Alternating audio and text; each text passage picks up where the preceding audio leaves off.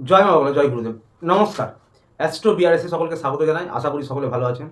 আজ আবার একটি গুরুত্বপূর্ণ বিষয় নিয়ে আলোচনা করব, এবং যেটি হচ্ছে নিঃসন্তান দম্পতি, সন্তান প্রাপ্তিতে যাদের বাধা, অসফলতা, তাদের নিয়ে। তবে আজ শুধু বৃশ্চিক রাশির জাতিকা যারা রয়েছেন তাদের নিয়ে আলোচনা করব, কারণ মেষ থেকে তুলা রাশি পর্যন্ত চ্যানেলে আগে থেকে ভিডিও আপলোড করা আছে।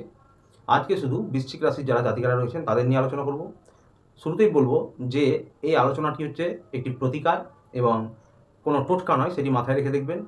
এই প্রতিকারটি সম্পূর্ণ ঘরোয়া পদ্ধতিতে কিভাবে একটি নিয়ম মেনে মন্ত্র জপের দ্বারা, বীজমন্ত্র জপের দ্বারা, পুজো অর্চনার দ্বারা আপনারা এই প্রতিকার করে সফলতা পেতে পারেন, সেই নিয়ে পুরো ভিডিওটা সঙ্গে থাকুন এবং শুনতে থাকুন। এবং আপনাদের যারা পার্টনার রয়েছেন তারা যদি স্বেচ্ছায় আপনাদের সঙ্গে এই প্রতিকার করতে চান করতে পারেন।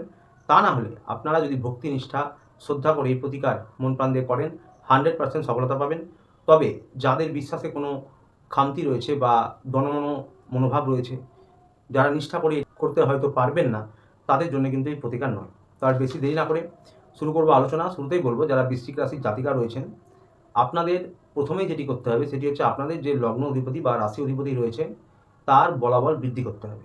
তার কারণ হচ্ছে, আপনাদের লগ্নগোষ্ঠীতে শুধুমাত্র সন্তান প্রাপ্তিতে বাধা কেন, যে কোনো বিষয় নিয়ে যে কোনো ত্রুটি থাকলে, বাধা থাকলে, তা কিন্তু যদি লগ্নপতি বা রাশি অধিপতি বলবান হয়, সে নিজের ক্ষমতায় অধিকাংশ মাত্রায় কাটিয়ে দিতে পারে। তো সুতরাং এই যে সন্তান প্রাপ্তির ক্ষেত্রে বাধা বা অসফলতা, এটিও যদি আপনাদের লগ্নপতি বা রাশি অধিপতিকে বলবান করা যায়, তার বলাবল গুণাগুণ বাড়ানো যায়, তাহলে কিন্তু সে অনেকটাই এই বাধা কাটিয়ে তুলতে সক্ষম হবে। তাই আপনাদের যে রাশি বা লগ্ন অধিপতি সেটি হচ্ছে বৃশ্চিক রাশির মঙ্গলদেব মার্স। সুতরাং এই মার্সের বীজমন্ত্র আপনাদের প্রত্যহ জপ করতে হবে। এরপরেই আপনাদের যে সন্তান প্রাপ্তির রিলেটেড মেইন হাউস, অর্থাৎ পঞ্চম হাউস, সেই পঞ্চম ভাবের যে অধিপতি রয়েছে, পঞ্চম ভাব হচ্ছে বৃশ্চিক, ধনু, মকর, কুম্ভ, মীন, অর্থাৎ মীন রাশি। এবং এই মীন রাশির যে অধিপতি রয়েছেন তিনি হচ্ছেন দেবগুরু বৃহস্পতি। এই 5 নম্বর হাউস থেকেই সন্তান প্রাপ্তি বিচার করা হয়, এটি সন্তান প্রাপ্তির মেন হাউস। এর যে অধিপতি, আপনারা যারা বৃশ্চিক রাশির জাতিকারা রয়েছেন তাদের জন্য হচ্ছে মীন রাশি, এবং বৃহস্পতি তার লর্ড। সুতরাং বৃহস্পতির বলাবল আপনাদেরকে বাড়াতে হবে। দেবগুরু বৃহস্পতি আপনাদের 5 নম্বর লর্ড, তার বীজমন্ত্র আপনাদেরকে প্রত্যহ জপ করতে হবে। এবারে কি করে করবেন? প্রত্যহ ঘুম থেকে ওঠার পর ভ্রমণ করে এসে, অর্থাৎ 30 থেকে 40 মিনিট ভোরবেলায় ঘুম থেকে উঠে ভ্রমণ করে এসে আপনাদের এই দুটি বীজমন্ত্র, মঙ্গলদেবের ওম ক্রাম ক্রিম স ভৌমায় নম এবং বৃহস্পতির ওম গ্রাং গ্রিং গ্রং স গুরুবেই নম জপ করতে হবে। তার সাথে আপনাদের লর্ড যেহেতু মঙ্গলদেব রাশি বা লগ্ন অধিপতি, তাই আপনারা বজরংবলীর একটি ছোট্ট বীজমন্ত্র ওম নম হনুমতে ভয়ভঞ্জনায় সুখম কুরফট স্বাহা, এটি জপ করবেন।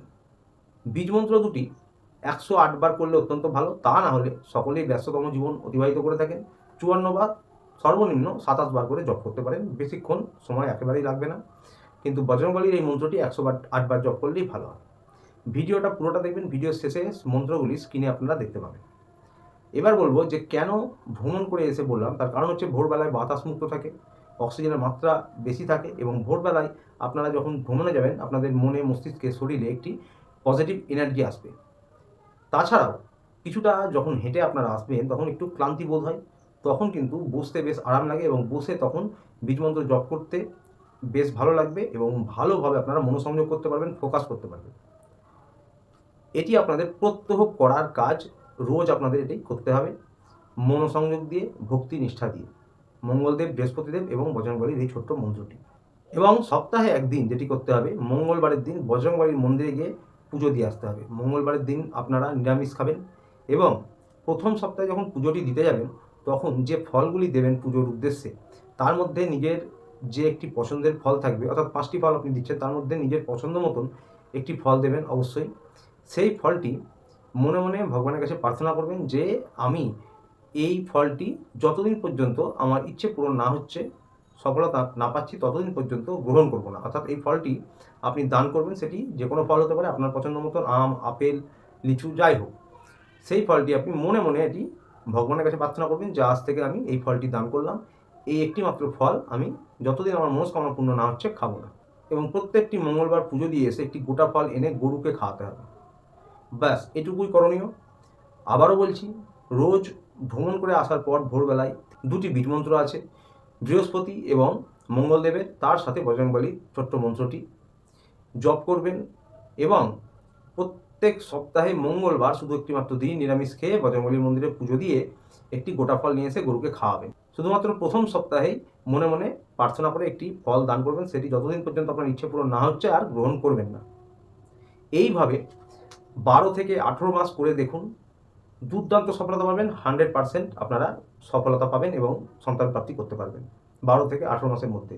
যারা 2 বছর, 4 বছর, 7 বছর, 10 বছর, 12 বছর প্রয়াস করেছেন, প্রচুর আশা ছেড়ে দিয়েছেন, তাদের উদ্দেশ্যে বলছি, আপনারা এটি করে দেখুন, দুর্দান্ত সফলতা পাবেন। তবে একটি বিষয় মাথায় রাখবেন, যারা মেডিকেল গাইডলাইন মেনে চলছেন, ডাক্তারের পরামর্শ মেনে চলছেন, ডাক্তার দেখাচ্ছেন, তারা সেগুলি বন্ধ করবেন না একেবারে। সেগুলি নিজেদের প্রয়াস মতন করতে থাকুন। এক হাতে ঈশ্বরকে ধরে রাখুন, অর্থাৎ এই মন্ত্র, বীজ মন্ত্র, পুজো, এই পদ্ধতি ধরে থাকুন এবং দেখুন 12 থেকে 18 মাসের মধ্যে আপনারা অত্যন্ত ভালো সফলতা পাবেন। তো বন্ধুরা, আজ ছিল এই পর্যন্তই। ভিডিওটি ভালো লাগলে চ্যানেলটি লাইক করে সাবস্ক্রাইব করে পাশে থাকবেন, নিচে থাকা বেল আইকনটি প্রেস করবেন এবং দেখা হবে আবার পরের ভিডিওতে। ততদিনে ভালো থাকবেন, সুস্থ থাকবেন। নমস্কার।